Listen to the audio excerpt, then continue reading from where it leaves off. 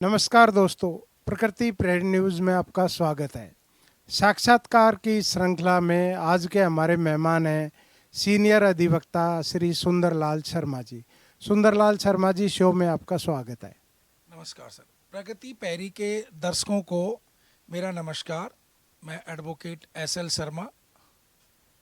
आज प्रगति पैरी के जो भी दर्शक हैं, इस साक्षात्कार के जरिए मेरे से जो जानकारी प्राप्त करना चाहेंगे, मैं सर को जानकारी बता दूं।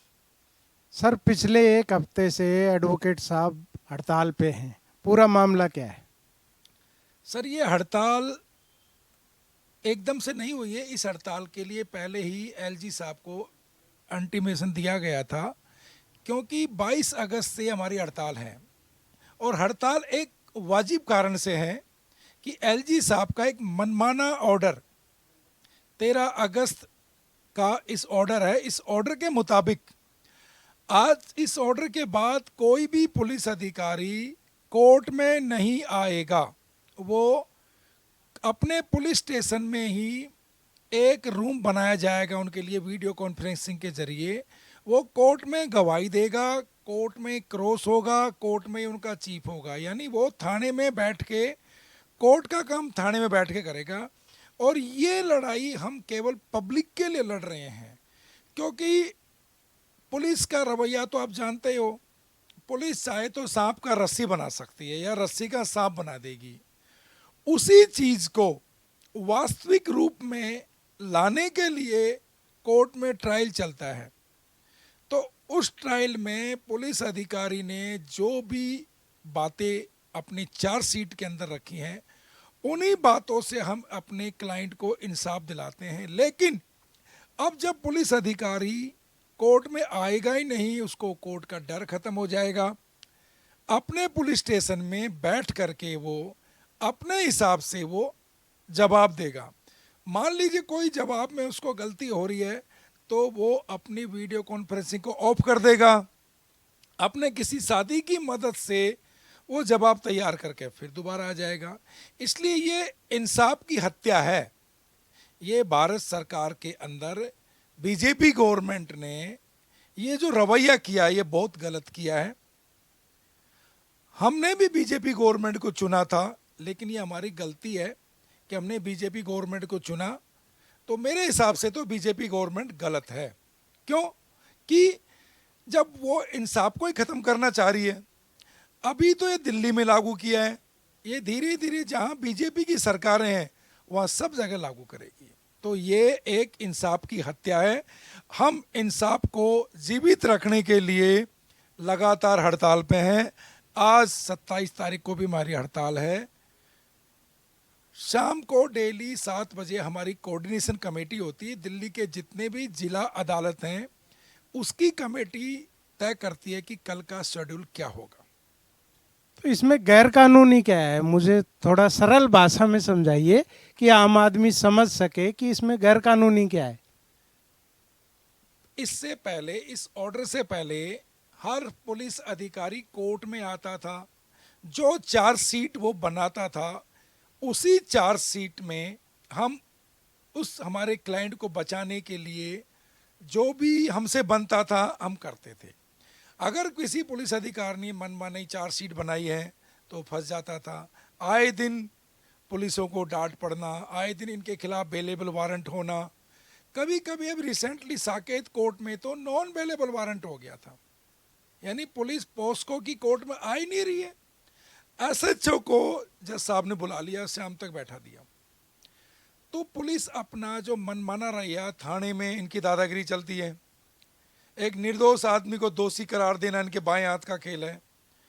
उसी निर्दोष आदमी को जिसने पुलिस ने दोषी बना दिया, कोर्ट में आने के बाद अधिवक्ता साथी उसको निर्दोष साबित करने के लिए जद्दोजहद करते हैं।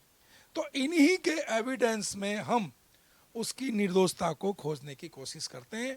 तो ये पुलिस को एक तरह से जैसे एक बंदर के हाथ में उस्तरा दे देना, यानी और अब इनको पावर मिल जाएगा। ये थाने में बैठकर अब इनको डर खत्म हो जाएगा कोर्ट का। कहने का मतलब यह है कि पुलिस की गुंडागर्दी और मनमानी और ज़्यादा बढ़ जाएगी। बिल्कुल, पुलिस की गुंडागिर्दी मनमानी और ज़्यादा बढ़ जाएगी।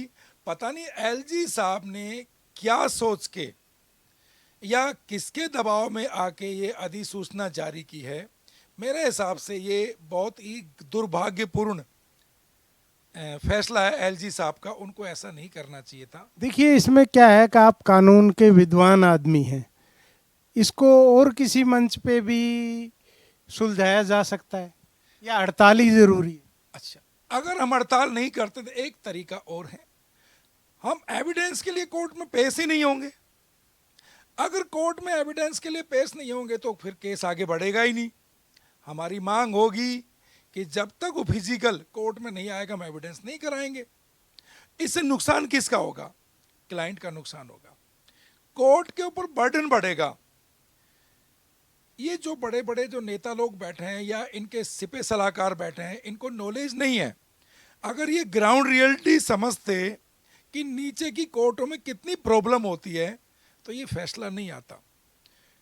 आप सुप्रीम कोर्ट, हाई कोर्ट में जो भी केस जाता है वो पहले डिस्ट्रिक्ट कोर्ट में बिल्कुल छन करके, यानी जो डिस्ट्रिक्ट कोर्ट में ट्रायल हो जाएगा पूरी मेहनत डिस्ट्रिक्ट कोर्ट करती है। हाई कोर्ट, सुप्रीम कोर्ट में तो केवल उनके ऑर्डर्स के खिलाफ या कुछ चीज़ों के खिलाफ बातें जाती हैं।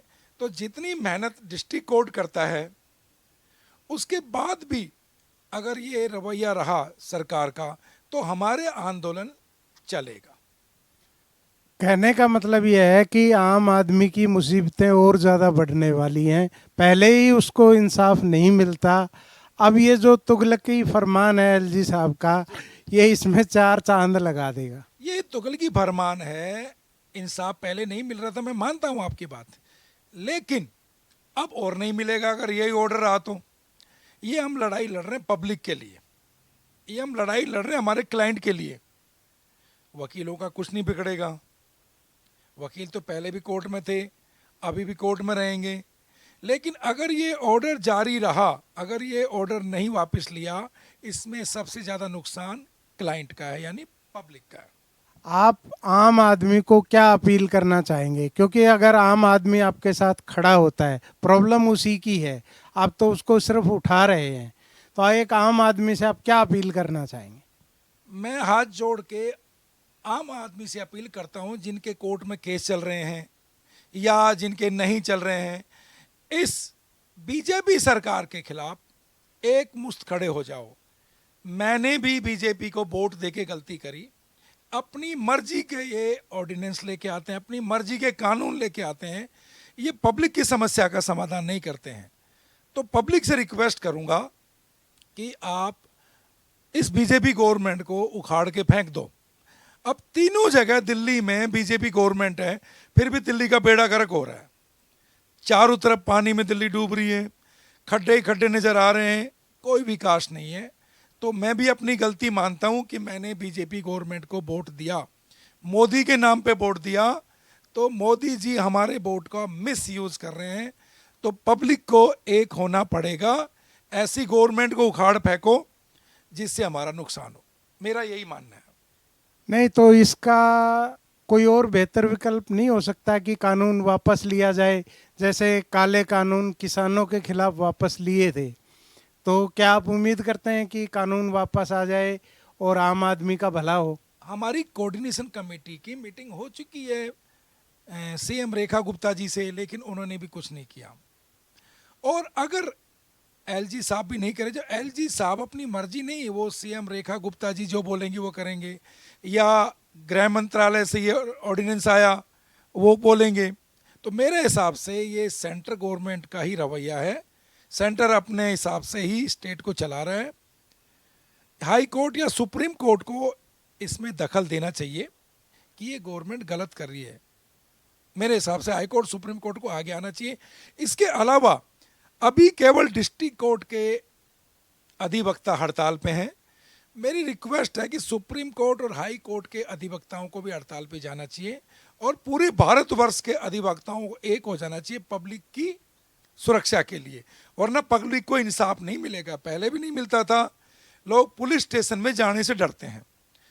पहले पुलिस कोर्ट में आने से डरती थी, लेकिन आज जब वो कोर्ट में नहीं आएगी तो उनके पास पूरा पावर आ जाएगा, वो किसी को भी फंसाएंगी, इनका कोई बोलने वाला नहीं होगा। इसलिए मेरी रिक्वेस्ट है पब्लिक से कि आप एक हो जाओ, वरना तो हमें कहते ना बटोगे तो कटोगे, वही हाल हमारे साथ होगा।